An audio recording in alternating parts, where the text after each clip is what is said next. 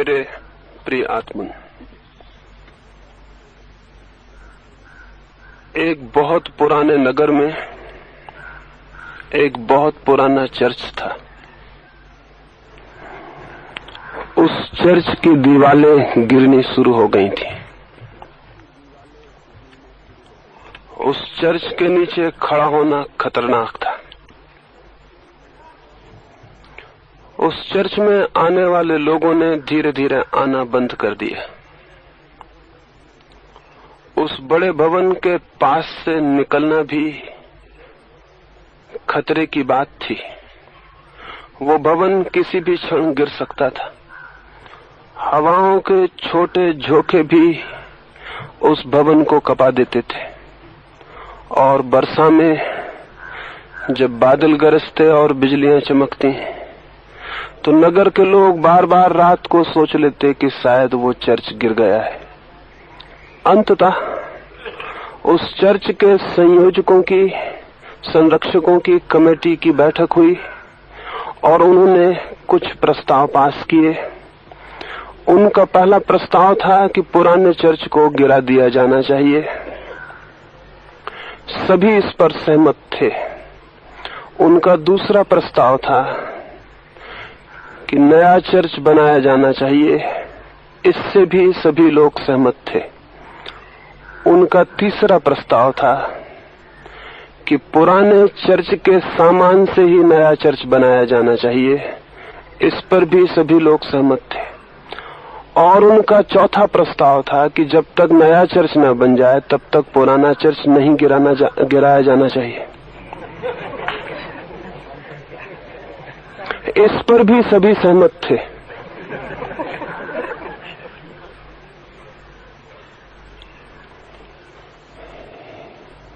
दुनिया में भी मनुष्य के मन का मंदिर बहुत पुराना हो गया है। उसके गिर जाने की प्रतिक्षण संभावना है। हर बार जरा सा संकट आता है, पूरी मनुष्य जाति मृत्यु के खतरे में पड़ जाती है। बहुत बार मनुष्य को बचाने वाले लोग इकट्ठे हुए हैं और उन्होंने भी ये 4 ही प्रस्ताव पास किए हैं। मैं इन प्रस्तावों पर ही आज सुबह आपसे बात और विचार करना चाहता हूं। पहले 2 प्रस्ताव तो ठीक है। पुराना मंदिर जरूर गिरा दिया जाना चाहिए, नया मंदिर जरूर बनना चाहिए। लेकिन पुराने मंदिर की ईंटों से न कभी कोई नया मंदिर बना है और न बन सकता है, क्योंकि पुराने मंदिर की ईंटों से बना हुआ मंदिर नया नहीं होगा, पुराना ही होगा। वो पुराने का ही रूपांतरण होगा। वो जीर्ण जर्जर पुराना मंदिर ही फिर नए मंदिर में स्थापित हो जाएगा। पुराने से खतरा है, पुराना फिर जीवित बना रहेगा। नया मंदिर अगर उन्हीं ईंटों से बना तो वो देखने में ही नया होगा, उसके प्राण पुराने ही होंगे, उसकी आत्मा पुरानी ही होगी। तीसरे प्रस्ताव से मैं सहमत नहीं हूं। और चौथा प्रस्ताव तो अत्यंत मूर्खतापूर्ण है कि जब तक नया न बन जाए तब तक पुराने को नहीं गिराया जाना चाहिए, क्योंकि जिस भूमि पर पुराना खड़ा है उसी भूमि पर नए को बनना है। पुराने की मृत्यु ही नए का जन्म बन सकती है। पुराने का अंत ही नए का प्रारंभ होगा। पुराने का विध्वंस ही नए का सृजन बनता है। और जो लोग तोड़ने में कमजोर हो जाते हैं वे बनाने में भी असमर्थ हो जाते हैं। जिनकी मिटाने की क्षमता क्षीण हो जाती है उनके निर्माण करने की शक्ति भी विलीन हो जाती है। और तब फिर उन्हें उसी पुराने मंदिर में रहना पड़ता है जिसके प्रतिपल गिर जाने का खतरा है और जिसके साथ स्वयं की मृत्यु भी बंधी हुई है। मनुष्य ऐसे ही पुराने मंदिर में जी रहा है। हम सब भी ऐसे ही पुराने मंदिर के वासी हैं।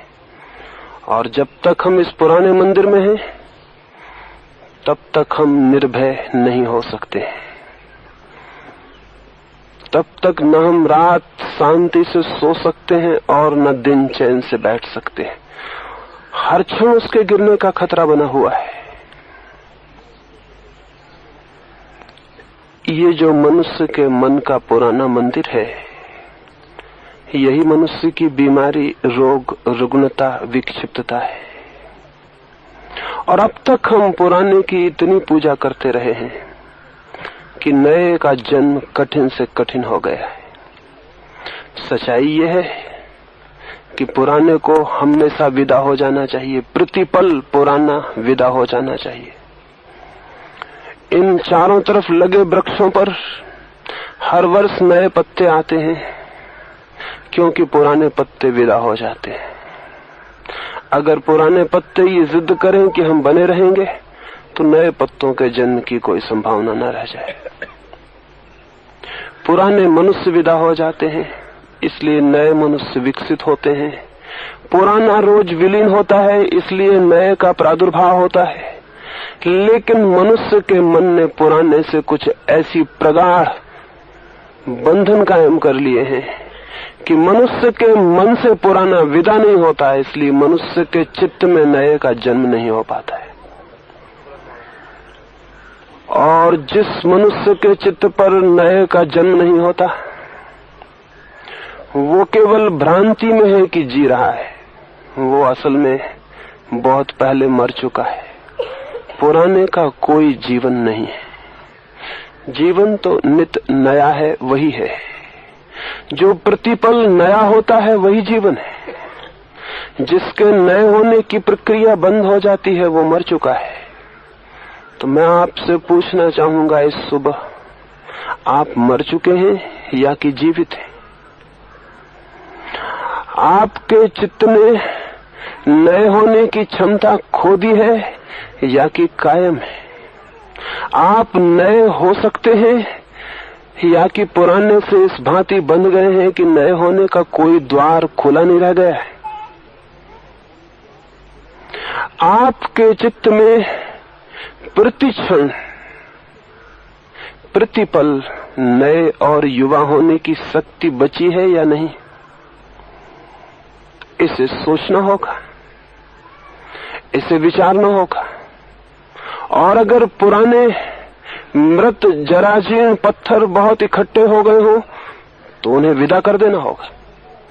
अगर पुराना मकान रहने योग्य न रह गया हो और मृत्यु का कारण बन रहा हो तो उसे गिरा देना होगा।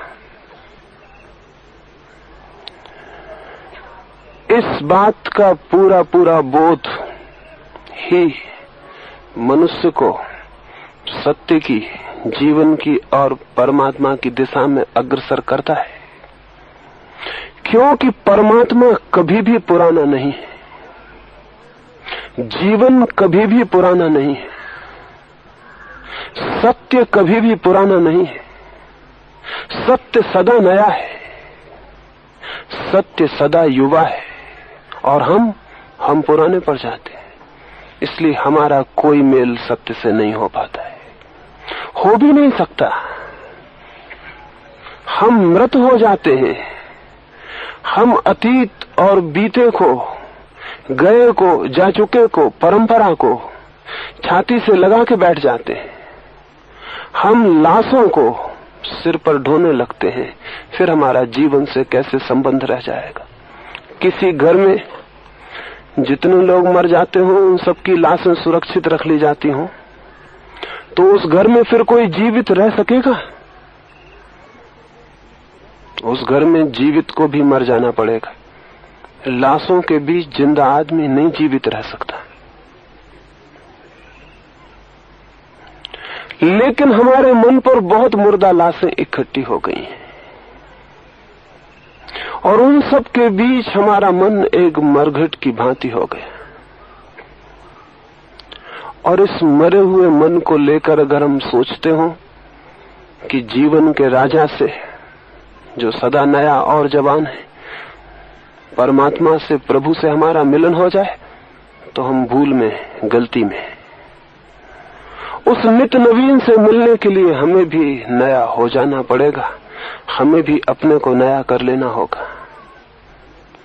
पुराने से मुक्त होना जरूरी है और नए मंदिर का निर्माण भी, लेकिन पुराने मंदिर की ईंटों से नया मंदिर नहीं बन सकता। और अगर ये भी शर्त लगी हो कि उसी मंदिर की ईंटों से नए को बनाना है और नए को बनाकर ही पुराने को गिराना है, तब तो असंभव हो गई बात। फिर तो कोई गति इस दिशा में नहीं हो सकती। तो पहले तो हम ये समझ लें कि हमारा चित्त पुराना किन बातों से हो जाता है, क्योंकि अगर ठीक से ये ख्याल में आ जाए कि चित्त क्यों पुराना हो जाता है, तो नया हो जाना बहुत सरल है। क्योंकि कोई भी न तो पुराना होना चाहता है। आप बूढ़े होना चाहते हैं, पुराने होना चाहते हैं, मृत्यु चाहते हैं, कोई भी नहीं चाहता। लेकिन शायद भूल से जिसे हम नया समझते हैं, जीवन समझते हैं, वो भीतर पुराना होता है और इसलिए हम उसे पकड़े बैठे रहते हैं। तो पहले तो ये खोज कर लेनी जरूरी है कि मनुष्य का मन पुराना क्यों हो जाता है, किन बातों से, किन कारणों से। एक बात, सीखा हुआ ज्ञान मनुष्य के मन को पुराना कर देता है। जाना हुआ ज्ञान मनुष्य के मन को नया करता है। जो भी हम सीख लेते हैं और इंफॉर्मेशन की तरह, सूचना की तरह संग्रहित कर लेते हैं, उससे हमारा मन पुराना पड़ जाता है। क्योंकि जिस ज्ञान को हम बाहर से सीखकर इकट्ठा करते हैं, चाहे शास्त्रों से, चाहे गुरुओं से, चाहे परंपराओं से, जिसको भी हम सीख के इकट्ठा कर लेते हैं, सीखा हुआ ज्ञान कभी भी हमारा प्राण नहीं बनता, केवल प्राण पर इकट्ठी धूल बन जाता है। सीखे हुए ज्ञान से हमारे आत्मा के कोई संबंध नहीं होते। ऊपर से उधार लाई गई चीजें कभी हमारे प्राणों में सम्मिलित नहीं हो पाती, प्राण से एक नहीं हो पाती। वे हमारे ऊपर इकट्ठी होती चली जाती हैं और वे जितनी ज्यादा इकट्ठी हो जाती हैं, भीतर हमारे प्राण उतने ही जरा जीर्ण में, पुराने में ग्रसित हो जाते हैं और बंध जाते हैं। हम बहुत सा ज्ञान का कचरा इकट्ठा किए हुए हैं, लेकिन यदि उसे हम ज्ञान समझते रहेंगे तो फिर उससे छुटकारे का कोई उपाय नहीं। लेकिन यदि वो हमें कचरा दिखाई पड़ने लगे और ऐसा प्रतीत होने लगे कि वही हमारे मन को नए होने से रोकता है, तो शायद हमारा ये बोध ही उससे मुक्ति का मार्ग बन जाए। हमने क्या क्या सीख रखा है। हमने जीवन के संबंध में जो भी सत्य केवल जाने जा सकते हैं, कभी माने नहीं जा सकते, उन सबको ही हमने मान रखा है। जीवन में जो भी बहुमूल्य है, सुंदर है, जो भी श्रेष्ठ है और सत्य है, वो सब हमारा झूठा, बासा और पुराना है। कृष्ण का है, महावीर का है, बुद्ध का है, क्राइस्ट का है, लेकिन हमारा अपना उसमें कुछ भी नहीं है। गीता का है, कुरान का है, बाइबल का है, लेकिन हमारा उसमें कुछ भी नहीं है। एक बार अपने मन के सारे ज्ञान पर ठीक से दृष्टि डाल लेनी जरूरी है। ये कहीं पराया और उधार और बासा तो नहीं है। हम भोजन भी करते हैं तो विचार कर लेते हैं कि बासा तो नहीं है, पुराना तो नहीं है, झूठा तो नहीं है। लेकिन रोज जो हम भोजन करते हैं उसमें इतना विचार कर लेते हैं, लेकिन ज्ञान का भोजन करते समय कोई विचार नहीं करता, बासा और झूठा और पुराना तो नहीं। बल्कि एक उल्टी बात चल पड़ी है, जितना पुराना ज्ञान हो उतना ही हमें लगता है ज्यादा बहुमूल्य है, जितना बासा हो उतना ही हम सोचते हैं कीमती है। हर धर्म का आदमी अपने ग्रंथों को प्राचीन से प्राचीन सिद्ध करने की इसीलिए कोशिश करता है। हर धर्म अपने धर्म को पुराने से पुराना सिद्ध करने के प्रयास करता है। अपने तीर्थंकर को, अपने अवतार को, अपने ईश्वर पुत्र को सबसे प्राचीन सिद्ध करने की कोशिश में सिर तोड़े डालते हैं विद्वान। एक ही कारण से, क्योंकि जितना पुराना ज्ञान होता है उतने ही ग्राहक मिल जाते हैं। होना उल्टा ही चाहिए, जितना पुराना ज्ञान हो उसके लिए तो ग्राहक मिलने ही नहीं चाहिए। किसी धर्म का बहुत पुराना सिद्ध हो जाना, उसे दफनाने की तैयारी की शुरुआत होनी चाहिए,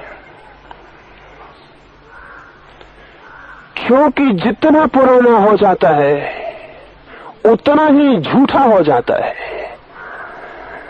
पहली तो बात, जिस आदमी के चित्त में ज्ञान का जन्म होता है तब तो वो फर्स्ट हैंड होता है, ताजा और नया, और जैसे ही वो बोलता है वैसे ही सेकंड हैंड हो जाता है, क्योंकि बोलते में ही वो उतना नहीं बोल पाता जितना जानता है, वो नहीं कह पाता जो वो जानता है, सारी बात बदल जाती है।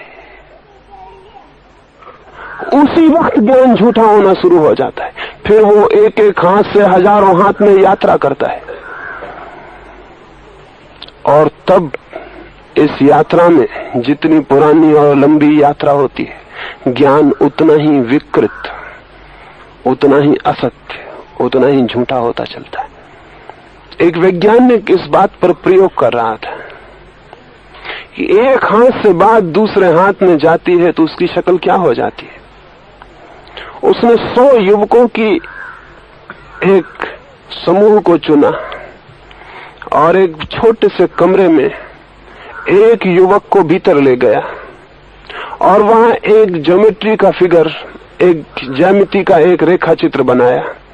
उस युवक को कहा कि इसे 5 मिनट देख लो, फिर चित्र को उल्टा के रख दिया और कहा अब अपनी स्मृति से चित्र बनाओ। 5 मिनट उसने देखा था, फिर चित्र बंद करके रख दिया गया। फिर इस युवक ने, वे सभी विद्यार्थी गणित के विद्यार्थी थे, उस युवक ने उस ज्योमेट्री के फिगर को बनाया। फिर दूसरे युवक को भीतर ले जाया गया और पहले युवक ने जो चित्र बनाया था वो दूसरे युवक को 5 मिनट दिखाया, चित्र बंद कर दिया और कहा कि तुम अब अपनी स्मृति से एक चित्र बनाओ। फिर उसने जो चित्र बनाया था वो तीसरे युवक को दिखाया। ऐसे 100 युवकों ने चित्र बनाए और पहला चित्र जो उसने खुद बनाया था लाके उसने बाहर टांगा और 100वां चित्र, उन 100 में से एक भी पहचान नहीं सका कि इन दोनों में कोई संबंध है। वे दोनों ही अनूठी बातें थी, उनमें कोई संबंध नहीं था। कोई कल्पना भी नहीं कर सकता था कि इसी चित्र के 100 हाथों से गई जाने पर, बीत जाने पर ये दशा हो जाएगी। ज्ञान की दशा इससे भी ज्यादा विकृत होती है, क्योंकि चित्र तो देखा जा सकता है, ज्ञान तो देखा भी नहीं जा सकता। चित्र की रेखाएं तो याद भी रखी जा सकती हैं, ज्ञान तो इतना सूक्ष्म है कि उसकी कोई रेखाएं, कोई रूप नहीं। एक हल्की प्रतिध्वनि मन में रह जाती है और फिर वो एक हाथ से दूसरे हाथ में यात्रा करने लगती है। करोड़ों करोड़ों हाथों में ज्ञान यात्रा करते करते ज्ञान से उसका कोई संबंध नहीं रह जाता। जितना पुराना ज्ञान उतना बासा, उतना मृत, उतना झूठा। ज्ञान तो तभी अर्थ रखता है जब वो पहली दफा पहले हाथ में उपलब्ध होता है। हम सब सेकंड हैंड कहना भी गलत है, क्योंकि करोड़ों हाथों से गुजरे हुए हम आदमी हैं। हमारा सारा ज्ञान इतने हाथों में इतना झूठा हो चुका है, इतना बासा हो चुका है। उस ज्ञान को लिए हम बैठे हैं तो हमारा चित्त नया नहीं हो सकता। लेकिन हजारों साल से हमें सिखाया गया है पुराने को पकड़ रखने को। हजारों साल के इस प्रोपेगेंडा और प्रचार का ये परिणाम हुआ है कि हम अपने प्राणों से भी ज्यादा बहुमूल्य जो ज्ञान हमें मिलता है उसे हम संभाल के रखते हैं। और उसी वजह से जितना ये ज्ञान पुराना होता जाता है उतना ही सत्य को उपलब्ध लोगों की संख्या कम होती चली जाती है। प्रतिदिन ज्ञान पुराना होता चला जाता है और सत्य को पाने वाले लोगों की संख्या क्षीण होती चली जाती है। इस सारे पुराने ज्ञान को एक बार की चित्त से हटा देना अत्यंत जरूरी है। इस मंदिर को गिरा ही देना जरूरी है। अगर आपके जीवन में कोई भी क्रांति होनी है तो इस साहसपूर्ण कदम के बिना वो नहीं हो सकती है। कोई समझौता, कोई कंप्रोमाइज इसमें नहीं हो सकती कि आप कहें कि इसी से नए मंदिर को बना लेने दें, इन्हीं पुरानी ईंटों से। पुरानी ईंटों का मोह नए के जन्म में बाधा है।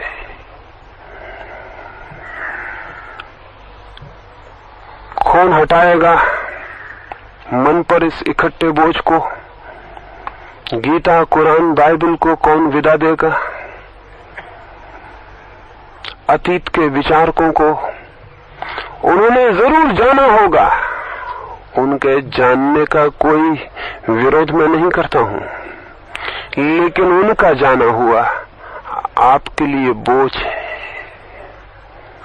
उनका जाना हुआ उनके लिए मुक्ति नहीं होगी, उनका जाना हुआ आपके लिए बंधन है। मैं जो जानता हूं वो मुझे मुक्त करेगा, लेकिन आपको बांध लेगा। आप जो जानेंगे वही आपको मुक्त कर सकता है। खुद के ज्ञान के अतिरिक्त और कोई मुक्ति न संभव है, न संभव हो सकती। तो इस पहली सुबह मैं आपको सुबह जैसा ही ताजा हो जाने के लिए निवेदन करना चाहता हूं। और आप पूछेंगे कि क्यों हम बंधे हैं इस पुराने से? पुराने से बंधने के पीछे कुछ कारण है। एक तो आलस बहुत बड़ा कारण है। हम सब आलसी हैं। जो हमें मुफ्त में मिल जाए उसे हम तत्क्षण स्वीकार कर लेते हैं। उधार ज्ञान मुफ्त में उपलब्ध होता है, उसके लिए कुछ भी हमें करना नहीं पड़ता। तो कौन इस मुफ्त ज्ञान को छोड़ने को राजी होगा? सभी आलसी चित्त लोग, सभी श्रम न करने के लिए उत्सुक लोग इसे तत्काल स्वीकार कर लेंगे। हम सब भिक्षुक हैं। श्रम कोई भी नहीं करना चाहता, भीख मांग लेना चाहते हैं। और एक आदमी सड़क पर 2 पैसे की भीख मांगता है तो हम उसे अपमान की दृष्टि से देखते हैं कि भिखारी है, भिखमंगा है, पैसे मांगता है। हम उससे ये भी कहते हुए सुने जाते हैं कि खुद नहीं कमा सकते हो, लेकिन हम कभी ख्याल नहीं करते कि ज्ञान के जगत में हम सब भिक्षा पात्र लिए हुए भीख मांग रहे हैं। और कोई भी ये नहीं सोचता क्या खुद हम नहीं कमा सकते। और फिर मैं कहता हूं कि धन तो मांग के भी पाया जा सकता है, क्योंकि धन बाहर है। धन तो मांग के भी पाया जा सकता है, लेकिन ज्ञान तो कभी मांग के नहीं पाया जा सकता, क्योंकि जो भीतर है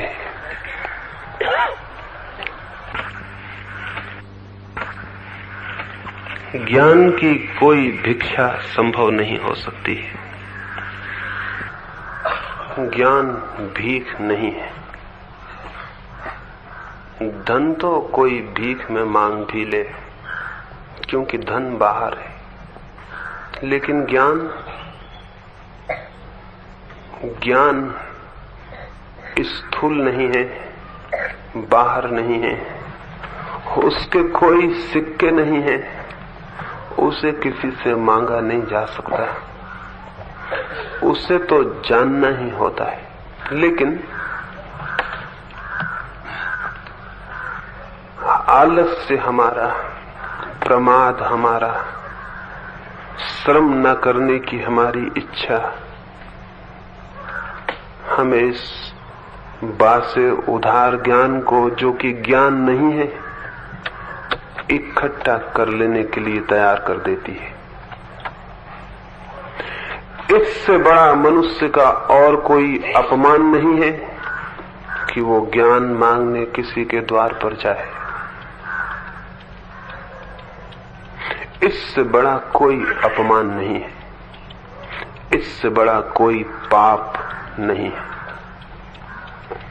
लेकिन इस बात को तो धर्म समझा जाता रहा है जिसे मैं पाप कहूं। जो आदमी जितना शास्त्रों से, शास्त्राओं से ज्ञान इकट्ठा कर लेता है उतना धार्मिक समझा जाता है। उससे ज्यादा पापी मनुष्य दूसरा नहीं है, क्योंकि जीवन में सबसे बड़ा पाप वो कर रहा है वो ये कि वो ज्ञान उधार मांग रहा है, भीख मांग रहा है, जो कि कभी मिल ही नहीं सकता। जैसे ही कोई देता है ज्ञान, देते ही झूठा हो जाता है। एक युवक समुद्र के किनारे घूमने गया था। बहुत सुंदर, बहुत शीतल, बहुत ताजगी देने वाली हवाएं उसे वहां मिली। वो एक युवती को प्रेम करता था जो दूर किसी अस्पताल में बीमार थी। उसने सोचा, इतनी सुंदर हवाएं, इतनी ताजी हवाएं, क्यों न मैं अपनी प्रेयसी को भेज दूं।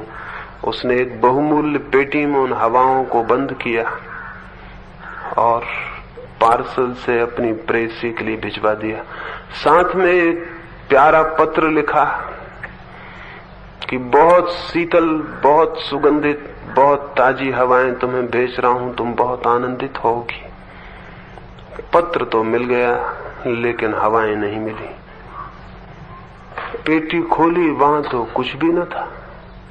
वो युवती बहुत हैरान हुई। इतनी बहुमूल्य पेटी में भेजा था उसने उन हवाओं को इतने प्रेम से।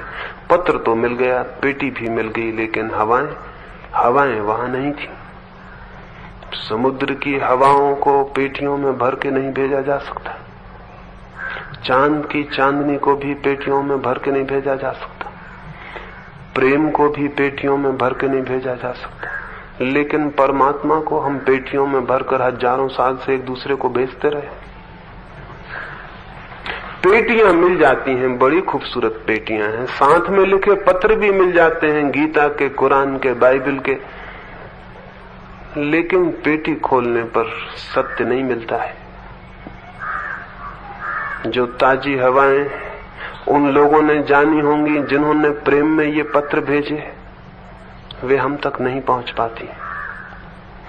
समुद्र की ताजी हवाओं को जानना हो तो समुद्र के किनारे ही जाना पड़ेगा, और कोई रास्ता नहीं है। कोई दूसरा उन हवाओं को आपके पास नहीं पहुंचा सकता है। आपको खुद ही समुद्र तक की यात्रा करनी होगी। सत्य की ताजी हवाएं भी कोई नहीं पहुंच सकता। सत्य तक भी हमें स्वयं ही यात्रा करनी होती। इस पहली बात को बहुत स्मरण पूर्वक ध्यान में ले लेना जरूरी है। इस बात को ध्यान में लेते ही शास्त्र व्यर्थ हो जाएंगे। परंपराओं से भेजी गई खबरें हंसने की बातें हो जाएंगी और आपका चित्त नए होने के लिए तैयार हो सकेगा। आलस्य है जो इस सत्य को नहीं देखने देता। दूसरी बात, परंपरागत ज्ञान के साथ जीने में एक तरह की सुरक्षा, एक तरह की सिक्योरिटी है। सभी लोग जिस बात को मानते हैं उसे मान लेने में एक तरह की सुरक्षा है। राजपथ पर चलने जैसी सुरक्षा है। एक बड़ा राजपथ है, हाईवे है, उस पर हम सब चलते हैं सुरक्षित, कोई भय नहीं, बहुत लोग चल रहे हैं। लेकिन पगडंडियां हैं, अकेले रास्ते हैं जिन पर यात्री मिले या न मिले, कोई साथी सहयोगी हो या न हो, अकेले जंगलों में भटक जाने का डर है। अंधेरे रास्ते हो सकते हैं, अनजान, अपरिचित, अननोन, उन पर जाने में भय लगता है। इसलिए हम सब सुरक्षित बंधे हुए रास्तों पर चलते हैं, ताकि वहां सभी लोग चलते हैं, वहां कोई भय नहीं है, रास्ते पर और भी यात्री हैं, आगे भी यात्री हैं, पीछे भी। इससे ये विश्वास मन में प्रबल होता है कि जब आगे लोग जा रहे हैं तो ठीक ही जा रहे होंगे, पीछे लोग जा रहे हैं तो ठीक ही जा रहे होंगे, मैं ठीक ही जा रहा हूं क्योंकि बहुत लोग जा रहे हैं। और हर आदमी को यही ख्याल है कि बहुत लोग जा रहे हैं। ये एक म्यूचुअल फैलेसी है, ये एक पारस्परिक भ्रांति है। बहुत लोग एक तरफ जा रहे हैं तो प्रत्येक ये सोचता है इतने लोग जा रहे हैं तो जरूर ठीक जा रहे होंगे, सभी लोग गलत नहीं हो सकते। और हर एक यही सोचता है। भीड़ एक भ्रम पैदा कर देती है। तो हजारों वर्षों की एक भीड़ चलती है, एक रास्ते पर एक नया बच्चा पैदा होता है, वो इतना अकेला इस भीड़ से अलग हटकर कैसे जाए। उसे विश्वास नहीं आता कि मैं ठीक हो सकता हूं, उसे विश्वास आता है इतने लोग ठीक होंगे। ज्ञान की दिशा में ये डेमोक्रेटिक ख्याल सबसे बड़ी भूल साबित हुई है। ज्ञान कोई लोकतंत्र नहीं है, यहां कोई हाथ उठाने और भीड़ के साथ होने का सवाल नहीं है। अक्सर तो उल्टा हुआ है, भीड़ गलत साबित हुई है। इक्के इक्के दुख के व्यक्ति सही साबित हुए। अगर भीड़ ही सही होती तो दुनिया बहुत दूसरी होनी चाहिए थी। दुनिया एकदम गलत है, भीड़ गलत होगी। कभी इक्का दुक्का आदमी तो सही हुआ है लेकिन भीड़ सही नहीं हुई है। लेकिन भीड़ को एक सुविधा है ये भ्रम पाल लेने की, पोस लेने की कि सभी लोग साथ हैं। जहां बहुत लोग साथ हैं वहां सत्य होगा ही। सत्य के लिए ऐसी कोई गारंटी और कसौटी नहीं है, बल्कि सच्चाई तो यह है कि सत्य की शुरुआत ही नहीं हो पाती इस विश्वास के कारण कि दूसरे लोग बहुत होने की वजह से सही होंगे और मैं अकेला होने की वजह से कहीं गलत ना हो जाऊं। ज्ञान मुझे खोजना है, सत्य मुझे पाना है, जीवन मुझे जीना है और मुझे स्वयं पर कोई विश्वास नहीं है, भीड़ पर, अन्यों पर विश्वास है। तो फिर ये यात्रा कैसे हो सकती? मुझे होना चाहिए स्वयं पर विश्वास। है मुझे अन्य पर, भीड़ पर विश्वास। भीड़ जो कह देती है उसी को मैं मान लेता हूं। भीड़ अगर हिंदुओं की है तो मैं एक बात मान लेता हूं, भीड़ जैनियों की है दूसरी बात मान लेता हूं, भीड़ कम्युनिस्टों की है तीसरी बात मान लेता हूं, भीड़ आस्तिकों की है चौथी, नास्तिकों की है पांचवी। भीड़ जो कहती है वो मैं मान लेता हूं।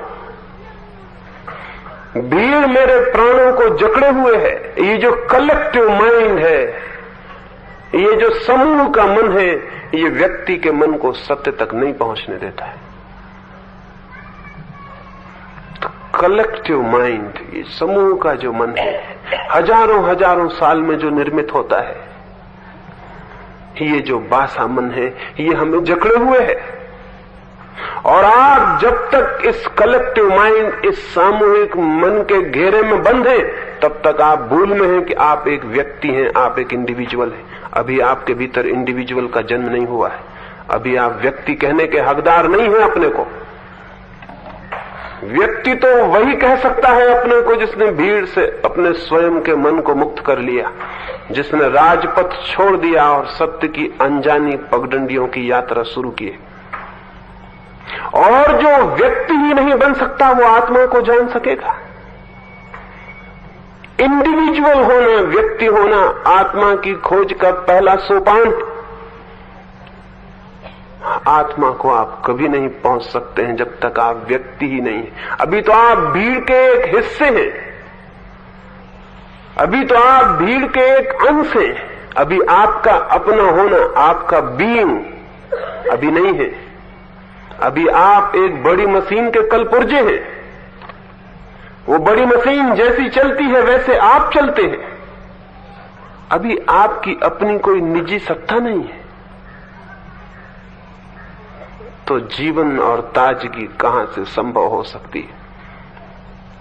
अभी हम एक यंत्र के हिस्से हैं, हम यांत्रिक हैं। अभी हम मनुष्य भी अपने को नहीं कह सकते। मनुष्य होने की पहली शुरुआत भीड़ से मुक्ति है। बचपन से भीड़ पकड़ना शुरू कर देती है। बच्चा पैदा होता है और भीड़ उसे पकड़नी शुरू कर देती है। जो क्राउड है हमारे चारों तरफ, वो डरती है कि बच्चा कहीं छिटक न जाए। उसके फोल्ड से, उसके घेरे से वो उसको शिक्षा देनी शुरू कर देती, धर्म शिक्षा और जमाने भर की शिक्षाएं, और उसे अपने घेरे में बांध लेने के सब प्रयास करती है। इसके पहले कि उस बच्चे में सोच विचार पैदा हो, भीड़ उसके चित्त को सब तरफ से जकड़ लेती। फिर जीवन भर उसी भीड़ के शब्दों में वो बच्चा सोचता है और जीता है। अर्थात वो कभी भी नहीं सोचता और कभी भी नहीं जीता। उसके भीतर स्वयं का चिंतन, स्वयं का विचार, स्वयं का अनुभव जैसा कुछ भी नहीं रह जाता है। क्या ये हम सोचेंगे नहीं कि हम भीड़ के एक हिस्से हैं? जब आप कहते हैं मैं जैन हूं तो आप क्या कहते हैं? जब आप कहते हैं मैं मुसलमान हूं तो आप क्या कहते हैं? जब आप कहते हैं मैं कम्युनिस्ट हूं तो आप क्या कहते हैं? आप ये कहते हैं मैं नहीं हूं, एक भीड़ है जिसका मैं हिस्सा हूं। और क्या कहते हैं आप इनकार करते हैं अपने होने को और भीड़ के होने को स्वीकार करते हैं। कहते हैं मैं हिंदू हूं, ईसाई हूं, पारसी हूं। आप क्या कह रहे हैं? इससे ज्यादा अपमान की कोई और बात हो सकती है कि आप पारसी हैं, हिंदू हैं, ईसाई हैं? आदमी नहीं है आप नहीं है। आप एक भीड़ के एक हिस्से हैं और बड़े गौरव से इस बात को कहते हैं कि मैं वो भीड़ हूं। और वो भीड़ जितनी पुरानी होती है, आप और गौरव से चिल्लाते हैं कि मेरी भीड़ बड़ी प्राचीन है, मेरी संस्कृति, मेरा धर्म बड़ा पुराना है, मेरी भीड़ की संख्या बहुत ज्यादा है। और आपको पता भी नहीं चलता कि आप अपना आत्मघात कर रहे हैं, आप सुसाइड कर रहे हैं। जो आदमी भीड़ का हिस्सा है वो आत्मघाती है। आपको स्मरण होना चाहिए आप हैं। आप एक व्यक्ति हैं, आप एक चेतना हैं, और चेतना किसी का हिस्सा नहीं होती और न हो सकती। यंत्र जड़ता हिस्सा होता है, चेतना किसी का हिस्सा नहीं होता।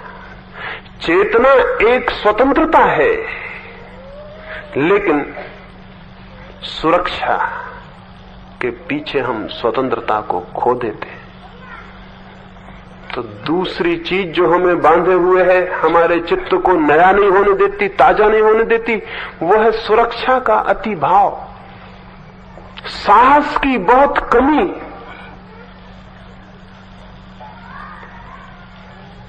एक ईसाई धर्मगुरु कुछ छोटे से बच्चों के स्कूल में उन्हें नैतिक साहस की शिक्षा देता था, मॉरल करेज के बाबत कुछ बातें सिखाता था। 30 बच्चे थे। उस धर्मगुरु ने कहा कि नैतिक साहस होना चाहिए। एक बच्चे ने पूछा, हम समझते नहीं नैतिक साहस क्या है, आप हमें समझाएं।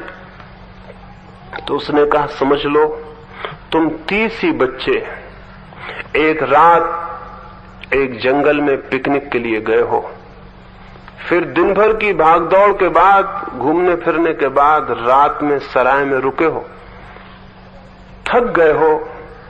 29 बच्चे, सर्द रात है, अपने कंबलों को ओढ़ के सो जाते हैं, लेकिन उनमें से एक बच्चा एक कोने में बैठ के रात की प्रार्थना करता है।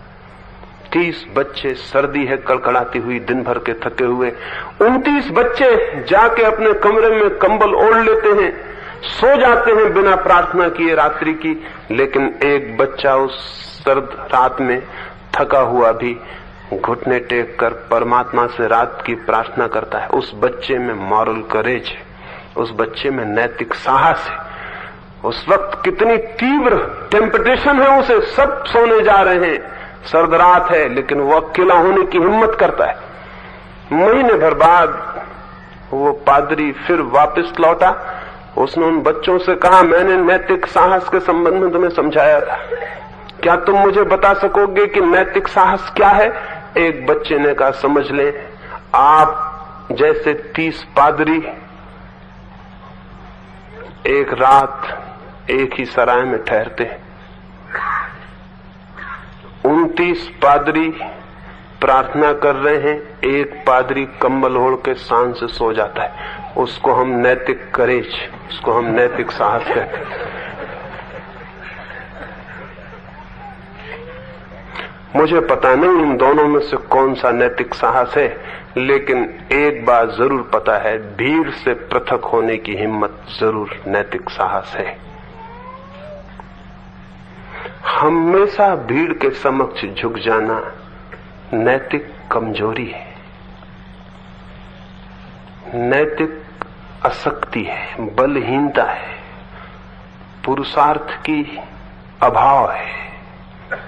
हमेशा भीड़ के समक्ष झुक जाना, हर बात में भीड़ के समक्ष झुक जाना। चित्त के आंतरिक तलों पर, बाहर की तलों की बातें नहीं कह रहा हूं कि सारा मुल्क बाएं चलता है तो आप दाएं चलने लगे, कि सारा मुल्क सड़क के किनारे चलता है तो आप बीच में चलने लगे, ये मैं नहीं कह रहा हूं। जीवन के बाहर के जो औपचारिक नियम हैं, उनमें तो सिर्फ नासमझ लोग साहस करते हैं। सोवियत रूस में क्रांति हुई 1917 में, मास्को मुक्त हो गया जार के हाथों से, तो एक बूढ़ी औरत 20 सड़क पर खड़ी होकर गपशप करने लगी। एक ट्रैफिक के पुलिसमैन ने उसको कहा कि ये सड़क का चौराहा है, यहाँ ये गपशप करने की जगह नहीं, तुम भीड़ को बाधा दे रही हो। उसने कहा, छोड़ो, अब हम स्वतंत्र हैं, अब जहां हमको खड़ा होना होगा वहां हम खड़े होंगे, जहां हमें बात करनी होगी हम बात करेंगे, अब कोई बंधन नहीं है। ये औरत नासमझ है। जीवन का बाहर का जो जगत है, बाहर का जगत भीड़ का जगत है। वहां आप 1 इंच भी चलते हैं तो चारों तरफ भीड़ के बीच में आपको रास्ता बनाना है। बाहर के जगत के नियम भीड़ के नियम ही होंगे, व्यक्ति के नियम नहीं हो सकते। लेकिन भीतर के जगत में कोई भीड़ नहीं है, वहां कोई आपके सिवाय मौजूद नहीं है। वहां के जो नियम होंगे, उनके नियमों का भीड़ का होना कतई जरूरी नहीं है। भीतर के जगत में आप व्यक्ति हो सकते हैं, बाहर की जगत में तो आपको समाज का सदस्य होना पड़ेगा।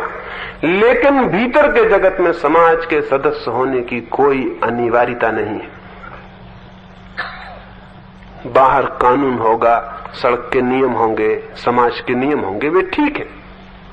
बाहर आप समाज के एक सदस्य हैं, लेकिन भीतर आपको अगर परमात्मा का एक साथी होना है तो समाज का सदस्य आपको नहीं रह जाना पड़ेगा। भीतर के जगत में आपको भीड़ से मुक्त हो ही जाना चाहिए, तो ही आपका मन ताजा हो सकता है।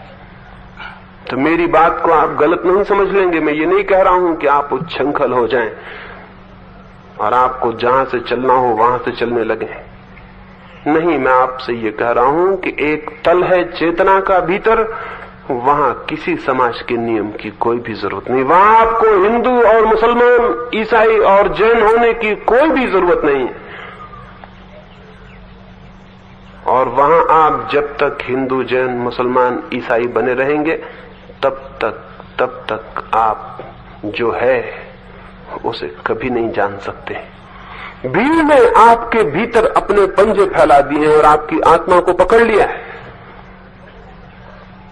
और आप राजी हैं, इसलिए ये बंधन पैदा हुआ है। आप गैर राजी हो जाएं, ये बंधन इसी क्षण गिर जाता है।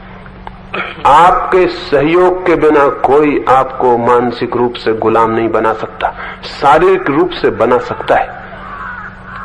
शारीरिक रूप से आप गुलाम बनाए जा सकते हैं आपके बिना सहयोग के, लेकिन मानसिक वो जो मेंटल स्लेवरी है, वो जो मानसिक दास्ता है, वो आपके सहयोग के बिना कोई कभी खड़ी नहीं कर सकता। क्योंकि आपके सिवाय आपके मन में किसी की कोई गति नहीं है। जब आप राजी होते हैं तो आपका चित्त गुलाम होता है, अन्यथा गुलाम नहीं होता है। क्या आप उस तल पर गैर राजी होने को तैयार हैं? क्या उस तल पर आप इंकार करने की हिम्मत रखते हैं? क्या वहां आप नो कह सकते हैं? हम सब ई सेयर्स हैं, हमेशा हां कहने वाले लोग हैं। हम में से नो सेयर कोई भी नहीं है जो कह सके नहीं। और जो आदमी भीतर के तल पर नहीं कह सकता, वो कभी स्वतंत्र नहीं हो सकता है। हम हमेशा हां कहने को तैयार हैं। हमारे इस हां कहने ने हमारे मन को बासा, गुलाम, दास, पुराना और जीर्ण जर्जर बना दिया है।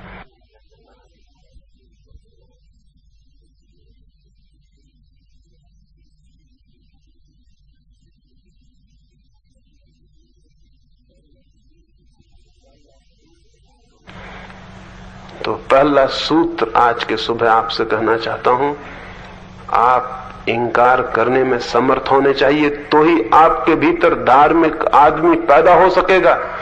क्योंकि धार्मिक आदमी गुलाम आदमी नहीं है, धार्मिक आदमी परिपूर्ण स्वतंत्र। धार्मिक आदमी से ज्यादा स्वतंत्र कोई मनुष्य नहीं होता। लेकिन हम देखते हैं कि धार्मिक आदमी से ज्यादा गुलाम आदमी दिखाई नहीं पड़ता दुनिया में। होना उल्टा था। धार्मिक आदमी स्वतंत्रता की एक प्रतिमा होता, धार्मिक आदमी स्वतंत्रता की एक गरिमा लिए होता, धार्मिक आदमी के जीवन से स्वतंत्रता की किरणें फूटती होती, वो एक मुक्त पुरुष होता, उसके चित्त पर कोई गुलामी न होती। लेकिन धार्मिक आदमी सबसे ज्यादा गुलाम है, इसीलिए धर्म सब झूठा सिद्ध हो गया है। इस सच्चाई को मेरे कहने से आप स्वीकार कर लें तो आप यस सेयर हो गए, आप हां कहने वाले हो गए। फिर मैं आपको गुलाम करने का एक कारण हो जाऊंगा। मेरे कहने से आप स्वीकार कर लेंगे तो इससे गुलामी तो बदलेगी, लेकिन गुलामी समाप्त नहीं होगी। क्योंकि तब कोई दूसरे बंधन हटेंगे, मेरे बंधन आपको पकड़ ले सकते हैं। मेरे कहने से आपको स्वीकार नहीं करना है,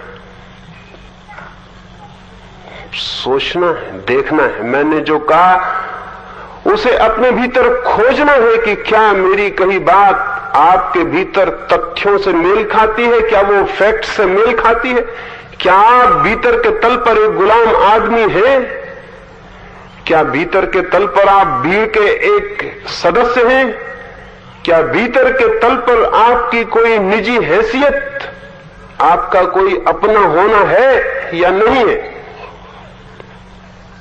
मैं जो बातें कह रहा हूं मेरे साथ ही साथ अगर आप भीतर उनकी तौल करते चलें और देखते चलें क्या ये सच है, और अगर आपको अपने भीतर के तथ्यों से मेल दिखाई पड़ जाए तो फिर मेरे कहने से आपने नहीं माना, आपने खोजा और पाया। तब फिर आप अपनी गुलामी को खुद देखने के कारण अगर उससे मुक्त होते हैं तो वो मुक्ति नई गुलामी की शुरुआत नहीं होगी। नहीं तो हमेशा ये हुआ है, एक से लोग छूटते हैं तो दूसरे से बंध जाते हैं, कुएं से बचते हैं तो खाई में गिर जाते हैं, एक गुरु से बचते हैं तो दूसरा गुरु मिल जाता है, एक बाबा से बचते हैं दूसरा बाबा मिल जाता है, एक मंदिर से बचते हैं दूसरे मंदिर में आ जाते हैं। लेकिन बचना नहीं हो पाता। बीमारियां बदल जाती हैं लेकिन बीमारियां जारी रहती हैं।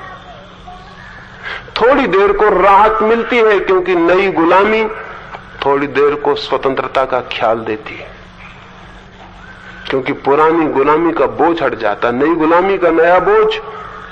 लोग मरघट पर अर्थी ले जाते, मैं देखता हूं तो कंधे बदलते रहते हैं रास्ते में। इस कंधे पर रखी थी अर्थी, फिर इस कंधे पर रख लेते। कंधा बदलने से थोड़ी राहत मिलती होगी, इस कंधे पर वजन कम हो जाता है, थक जाता है, फिर दूसरा कंधा। थोड़ी देर बाद फिर उनको मैं कंधे बदलते देखता हूं, फिर इस कंधे पर ले लेते। कंधे बदल जाते हैं लेकिन आदमी के ऊपर वो अर्थी का बोझ तो तैयार ही रहता है। इससे क्या फर्क पड़ता है कि कंधे बदल लिए। थोड़ी देर राहत मिलती है, दूसरा कंधा फिर तैयार हो जाता है।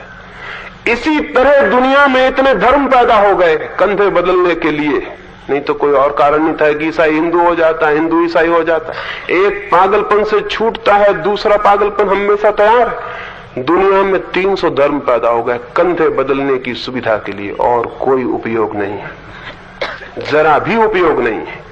और भ्रांति ये पैदा होती है कि मैं एक गुलामी से छूटा, मैं आजादी की तरफ जा रहा हूं। एक हिंदू ईसाई होता तो सोचता मैं आजादी की तरफ जा रहा हूं। सिर्फ अपरिचित गुलामी उसको आजादी मालूम पड़ रही। थोड़े दिनों बाद पाएगा कि फिर एक नई गुलामी में खड़ा हो गया। पुराना मंदिर छूट गया, नया चर्च खड़ा हो गया, लेकिन वो नया देखने को ही था। वो सब्स्टिट्यूट सिद्ध होता है पुराने मंदिर की जगह, फिर एक दूसरा मंदिर उपलब्ध हो जाता है। एक गुलामी बदलती, दूसरी गुलामी शुरू हो जाती। मैं आपको कोई नई गुलामी का संदेश देने को नहीं हूं। गुलामी से गुलामी की तरफ नहीं, गुलामी से स्वतंत्रता की तरफ यात्रा करनी, वो मेरी बात मान के नहीं हो सकता है। इसलिए मेरी बात मानने की जरा भी जरूरत नहीं है। मैं कहीं भी आपके रास्ते में खड़ा नहीं होना चाहता हूं। मैंने निवेदन कर दी अपनी बात, उसे सोचने समझने की है। अगर वो फिजूल मालूम पड़े तो उसे एकदम फेंक देना, क्योंकि जरा भी आपने फेंकने में संकोच किया कि वो आपको पकड़ लेगी। जरा ही आप डरे कि इसको न फेंके, वो आपकी गुलामी बन जाएगी। फिर वो आपके भीतर जड़ें फैलाना शुरू कर देगी। कल आप एक नई गुलामी में फिर से आबद्ध हो जाएंगे, एक नया कारागृह फिर खड़ा हो जाएगा। अब तक के सभी गुरु, सभी शास्त्रा मनुष्य के लिए कारागृह इसी तरह बन गए। मैं आपके लिए कोई कारागृह, कोई इम्प्रिजनमेंट नहीं बनना चाहता हूं। इसलिए मेरी बात मानने का जरा भी मोह करने की जरूरत नहीं है।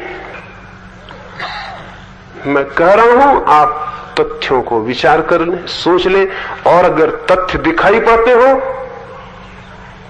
तो क्या मैं आपसे ये कहूं कि आपको फिर एक्ट करना पड़ेगा, आपको कुछ करना पड़ेगा? तथ्य दिखाई पड़ेंगे तो आप कुछ करेंगे ही। तथ्य दिखाई नहीं पड़ते इसलिए कुछ नहीं करते। रास्ते पर सांप जाता आपको मिल जाए, दिखाई पड़ जाए, तो क्या आप पूछेंगे अब मैं क्या करूं? आप छलांग लगा जाएंगे, पूछेंगे नहीं। पूछने की सुविधा और फुर्सत वहां आप नहीं पाएंगे। घर में आग लग जाए तो आप क्या पूछेंगे कि अब मैं क्या करूं? आप बाहर निकल जाएंगे।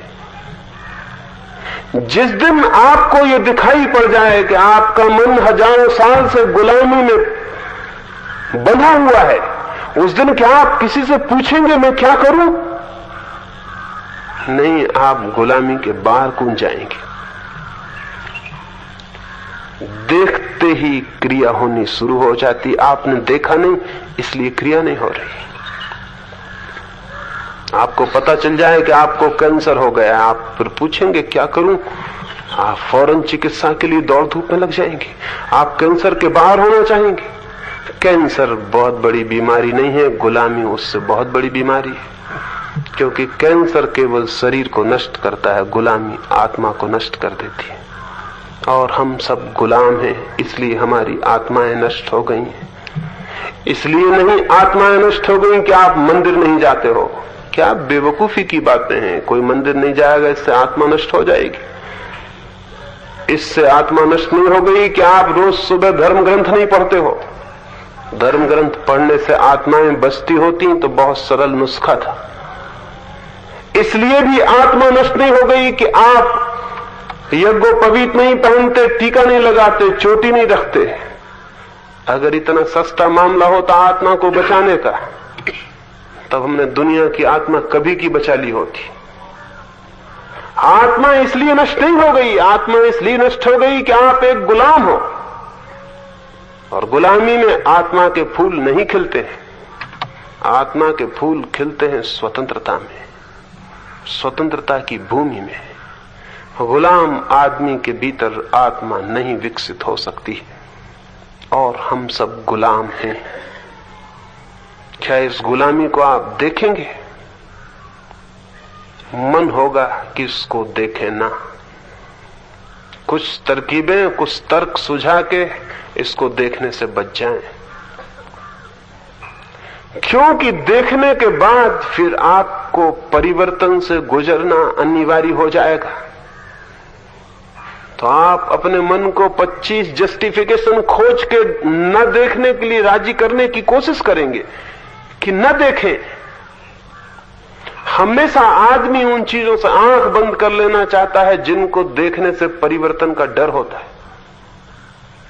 शुतुरमुर्ग अपने सिर को छिपा लेता है रेत में शत्रु को देखकर।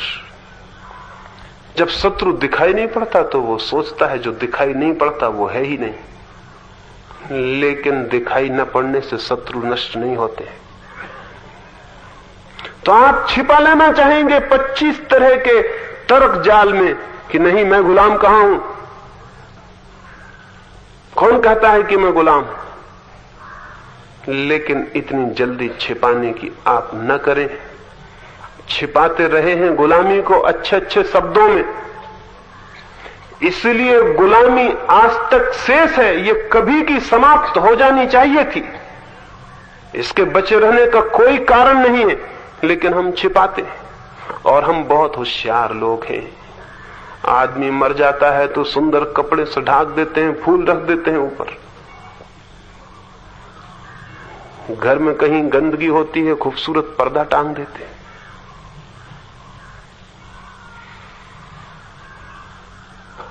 शरीर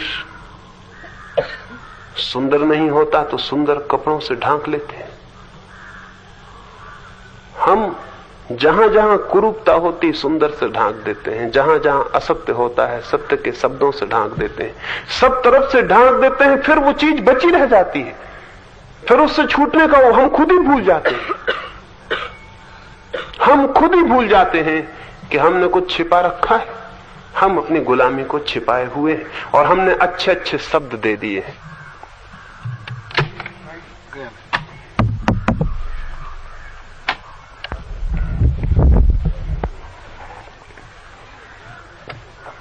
हमने बहुत अच्छे शब्दों में अपने आप को छिपाने के उपाय कर लिए हैं और इस छिपाव के कारण ही हमारी मुक्ति के द्वार बंद हो जाते हैं।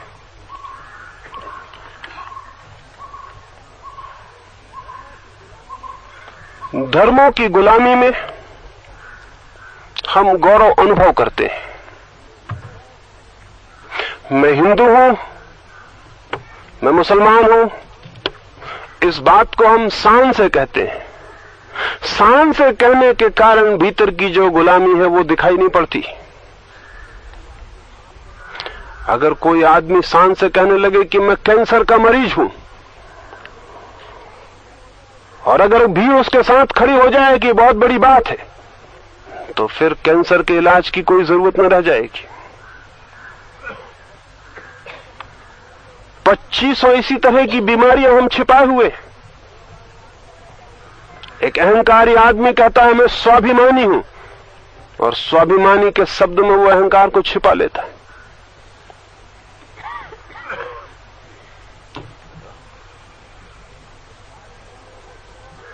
सारी दुनिया को टुकड़ों में बांध के गुलामी पैदा की गई, लेकिन आदमी कहता मैं भारतवासी हूं, भारत मेरी मातृभूमि है, मेरा झंडा सबसे ऊंचा है, और वो भूल जाता है कि ये उसकी गुलामी है। चीनी की गुलामी चीन है, भारतीय की गुलामी भारत है, पाकिस्तानी की गुलामी पाकिस्तान है। और जब तक दुनिया में हर आदमी ये नहीं समझेगा कि मेरा देश मेरी गुलामी भी है, और इस गुलामी के कारण मैं सारी मनुष्य जाति से मिलने में असमर्थ हो गया हूं, तब तक हम इन बातों को दोहराए चले जाएंगे और उनसे छुटकारा नहीं हो सकता। हमने सब गुलामियों को अच्छी तरह छिपा के रखा हुआ है। पत्नी अपने पति से कहती है कि यह हमारा प्रेम है, मैं तुम्हारी दासी हूं, आप मेरे स्वामी हैं, और एक गहरी गुलामी पति और पत्नी दोनों छिपा रहे हैं और प्रेम की बातें कर रहे हैं। और उस गहरी गुलामी में रोज पिस रहे हैं, रोज परेशान हो रहे हैं, रोज कलह से भरे हुए हैं, रोज कॉन्फ्लिक्ट है, रोज झगड़ा है। कहीं प्रेम में कोई झगड़े हुए हैं? प्रेम भी कलह जानता है, प्रेम भी डोमिनेट करना चाहता है। प्रेम का इन चीजों से क्या वास्ता? लेकिन नहीं, गुलामी है एक गहरी, और उस गुलामी को अच्छे शब्दों में हम छिपा लेते हैं। पति पत्नी का नाता है, दाम्पत्य है, फला है, ढिका है, और गुलामी को ढांक लेते हैं अच्छे फूलों से। फिर उसको मिटाने का उपाय नहीं रह जाता, बदलने की संभावना नहीं रह जाती। ऐसे ही आदमी ने अपनी आत्मिक गुलामी को अच्छे शब्दों में छिपाया हुआ है। अगर आप शब्दों को उखाड़ कर देखेंगे तो ये गुलामी आपको दिखाई पड़ जाएगी, और दिखाई पड़ जाने से एक क्रांति शुरू हो जाती है। फिर आपको पूछना नहीं पड़ता मैं क्या करूं, आप गुलामी को हटा के रख देते, आप गुलामी के जाल को तोड़ डालते, आप गुलामी के बाहर हो जाते, आपके भीतर एक नए चित्त का जन्म हो जाता है। पुराने चर्च को आप गिरा देते, भूमि साफ कर लेते, अब किसी नए चित्त का निर्माण हो सकता है। उस नए चित्त के निर्माण के लिए हम आने वाले 2 दिनों में चर्चा करेंगे कि किन आधारों पर वो नया चित्त निर्मित हो जाए। आज तो इतना ही सुबह मुझे आपसे कहना था कि आप ये देखने को तैयार हो जाएं कि पुराना चित्त एक बीमारी, एक गुलामी, एक दास्ता, एक रोग है। फिर अगर ये बात दिखाई पड़ जाए तो आगे जो क्रांति हो सकती है मन में, उसका विचार किया जा सकता है। अभी सुबह के लिए इतनी ही बात। फिर हम सुबह के ध्यान के लिए बैठेंगे। उस संबंध में थोड़ी सी बात मुझे आपसे कहनी। जैसा मैंने कल रात आपको कहा, मेरे लिए ध्यान परम विश्राम की अवस्था है। वो कोई काम नहीं, एक विश्राम, एक रिलैक्सेशन है। सुबह का ध्यान एक अपूर्व विश्रांति में ले जा सकता है अगर आप तैयार हो। एक छोटा सा सूत्र ख्याल में रखना है और कुछ भी नहीं। यहां इतने पक्षियों की आवाजें हैं, झिंगुरों का गीत है, चारों तरफ बहुत सी ध्वनियां हैं, जंगल का संगीत है। बस इसको चुपचाप सुनना है और कुछ भी नहीं करना है। तो अभी हम थोड़े फासले पर बैठेंगे और बैठ के सारे शरीर को ढीला छोड़ देना है। ढीले छोड़ने में सुविधा होगी अगर रीढ़ आपकी बिल्कुल सीधी हो।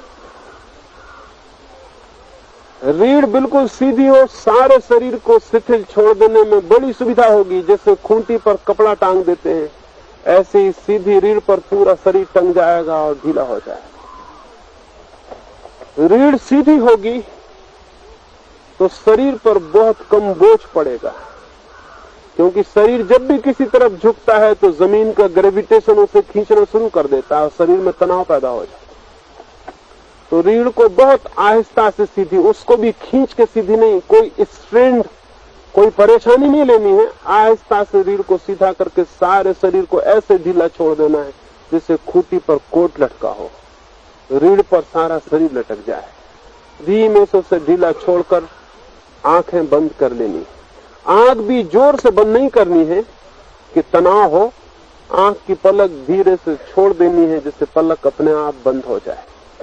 फिर क्या करना है आपको? कुछ भी नहीं करना है। चारों तरफ जो भी आवाजें हैं, सभी आवाजों के प्रति अलर्टनेस, सभी आवाजों के प्रति जागरूक रहना है। एक एक आवाज सुनाई पड़ती रहे। आपने सुना होगा अब तक ध्यान के बाबत कि ध्यान में कोई आवाज नहीं सुनाई पड़नी चाहिए। आप राम राम जप रहे हैं तो वही सुनाई पड़ना चाहिए और कुछ सुनाई नहीं पड़ना चाहिए। आप जो भीतर कर रहे हैं वही होना चाहिए। बाहर की कोई आवाज सुनाई पड़ी तो ध्यान में बाधा पड़ गई।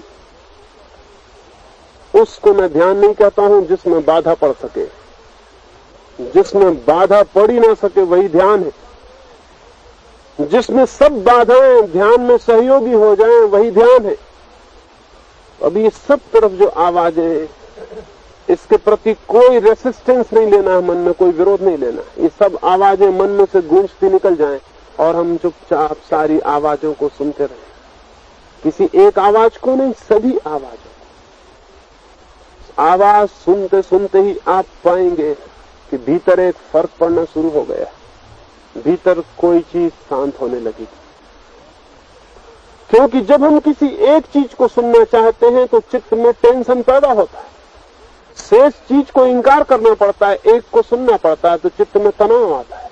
जब हम सभी को सुनना चाहते हैं चित्त में कोई तनाव नहीं आता है, क्योंकि कोई चॉइस नहीं है इसलिए कोई टेंशन नहीं है, कोई चुनाव नहीं है इसलिए कोई तनाव नहीं है। तो चॉइसलेसली, बिना चुनाव के सारी आवाजों के प्रति सिर्फ जागरूक रह जाना है। धीरे धीरे आप पाएंगे कि आपके भीतर एक साइलेंस पैदा होती चली जाएगी। अभी 10 मिनट के भीतर ही अगर आपने मेरी बात को समझ लिया तो आप पाएंगे कि आप एक नए ही अनुभव को उपलब्ध होते हैं जिसको आपने कभी भी नहीं जाना। सुबह 3 दिन हम इसी प्रकार चारों तरफ के वायुमंडल की ध्वनियों को सुनने का प्रयोग करेंगे। अब आप थोड़े थोड़े फासले पर बैठ जाएंगे ताकि कोई एक दूसरे को छूता हुआ न हो। दूर झाड़ों के नीचे भी जा सकते हैं।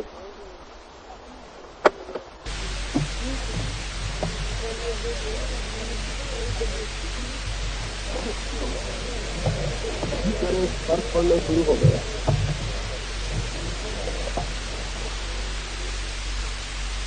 हाँ, अपनी अपनी जगह रीढ़ को, स्पाइन को सीधा कर लें। आहिस्ता से आंख बंद कर लें और बिल्कुल शिथिल और शांत बैठ जाएं।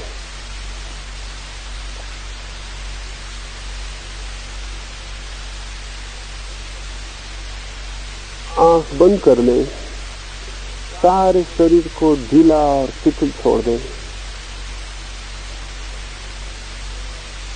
फिर चारों तरफ बहुत आवाजें हैं,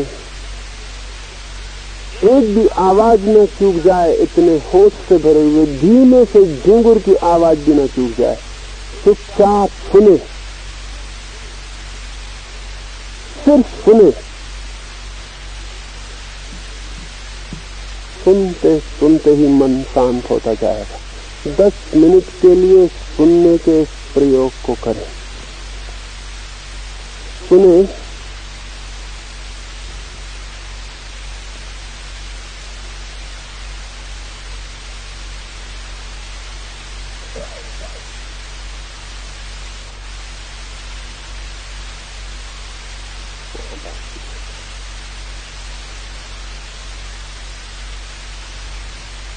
बस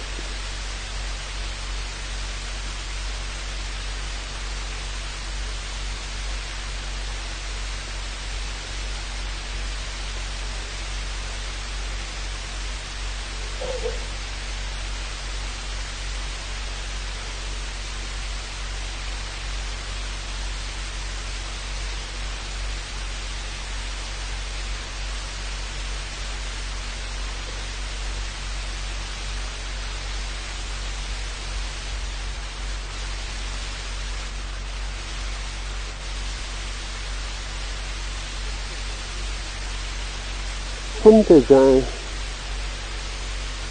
एक एक आवाज का ध्यान बना रहे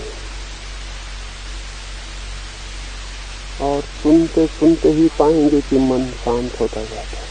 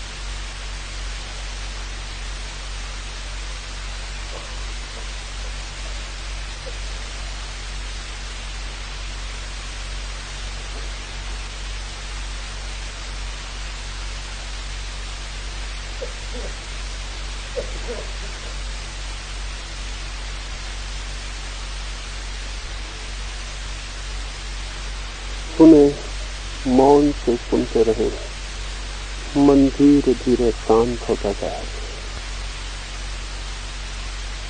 मन शांत हो रहा है।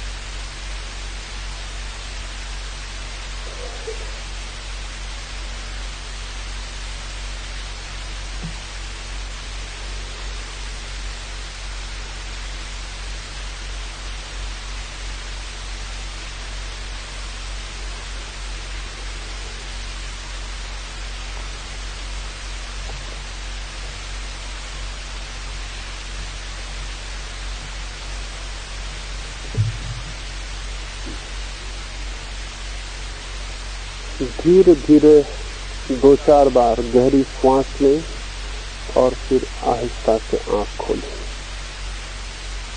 धीरे धीरे 2-4 गहरी सांस लें और फिर आहिस्ता से आंख खोलें।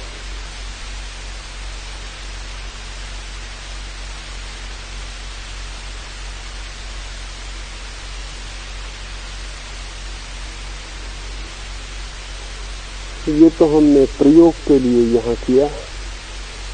दोपहर में, रात्रि में, जब भी आपको समय मिले, कहीं एकांत में किसी वृक्ष के नीचे बैठ जाएं और 15 मिनट 20 मिनट इसे करें।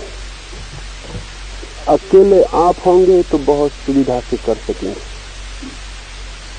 सुबह की बैठक समाप्त हुई।